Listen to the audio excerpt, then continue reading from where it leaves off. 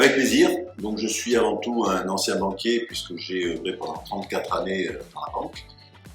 Et ensuite, j'ai eu une belle opportunité de reprendre la direction de l'initiative Marseille Métropole depuis bientôt 3 ans. Mes principales activités avec l'initiative Marseille Métropole sont l'accueil, le financement et le suivi, l'accompagnement des créateurs et repreneurs d'entreprise.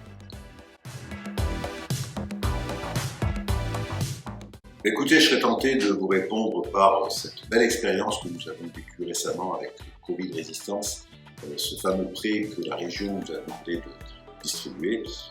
Et c'est vrai que pendant cette période de confinement, avec grosses difficultés qu'ont connues de nombreux entrepreneurs de notre territoire, nous avons eu l'opportunité de les aider et donc de contribuer à ce rétablissement économique de notre territoire avec cette attribution de prêt Covid Résistance qui est un prêt d'honneur entre 3 000 et 10 000 euros. Et ça nous a permis à Effectif ISO, faut souligner, grâce à l'appui de 80 bénévoles, de distribuer et d'accepter 550 prêts Covid Résistance qui ont un montant total de 4 003.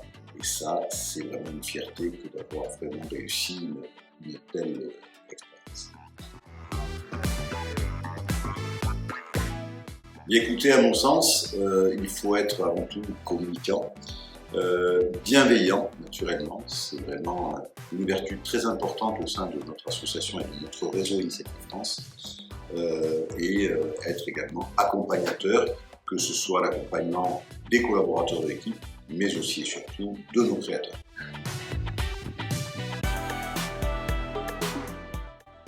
Actuellement, nous sommes, vous savez, IMM, on a notre action de fond, notre cœur de métier, comme on dit, qui consiste à attribuer, accorder des prêts d'honneur aux créateurs et repreneurs d'entreprises, voire aux entrepreneurs qui sont en croissance.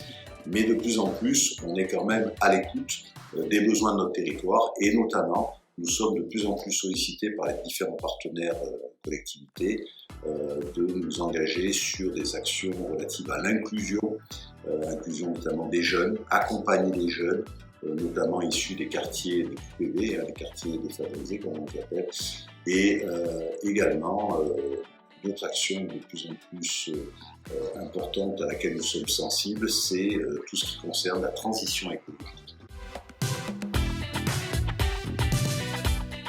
Les jeunes, c'est vrai qu'on sent que de plus en plus de jeunes, après leur scolarité ou leurs études, veulent se lancer directement dans un projet de création, contrairement à une époque où on avait une majorité qui préférait rentrer dans le salariat. Donc c'est vrai que avec la jeunesse, il y a la fougue, il y a l'envie, et on a envie de l'accompagner naturellement, ce dynamisme. Après, ça n'exclut pas d'accompagner aussi les seniors, dont je peux faire partie, malgré mon jeune âge apparent. Mais c'est vrai qu'il y a aussi des seniors, il faut le reconnaître, qui ont une opportunité de départ conventionnel de leur entreprise, et dans ce cas-là, qu'il faut aussi accompagner. Donc voilà, je pense qu'il y a un tout, à la fois les jeunes, les seniors, sans oublier évidemment l'entrepreneuriat féminin, auquel nous attachons beaucoup d'importance, parce qu'on s'aperçoit que parfois les femmes n'ont pas, je dirais pas le courage, mais parfois on a un peu plus d'appréhension de cette vie de femme chef d'entreprise, et du coup on essaie justement de lever ce frein, et on s'est adjoint tout récemment à un process, une expérience qui s'appelle la vie d'entrepreneur, permettant aux femmes qui ont des projets de création d'être accueillies par des femmes déjà en place.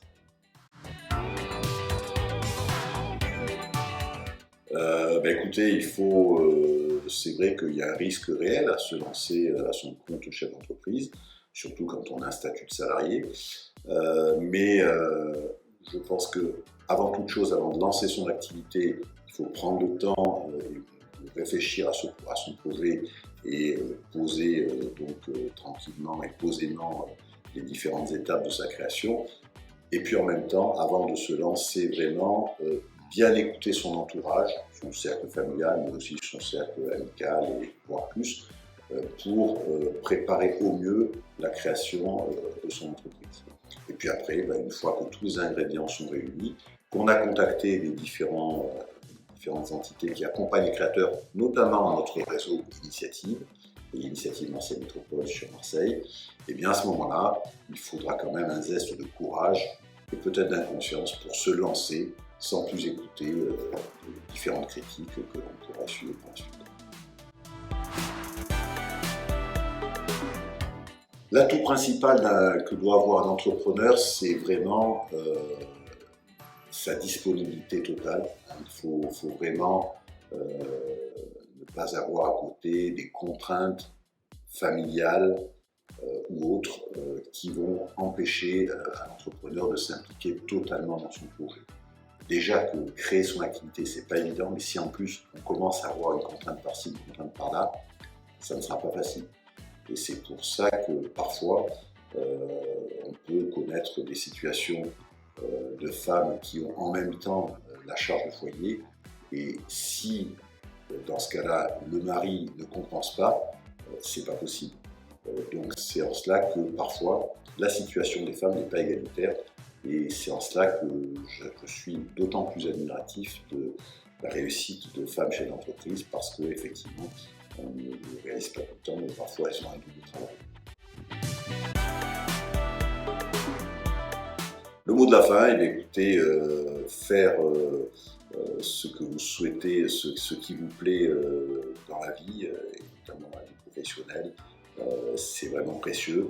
Il ne faut pas regarder, et là je m'adresse notamment aux jeunes, uniquement l'aspect financier. On peut être tenté de se dire, ah ben là, j'aurai moins de rémunération que telle situation salariée.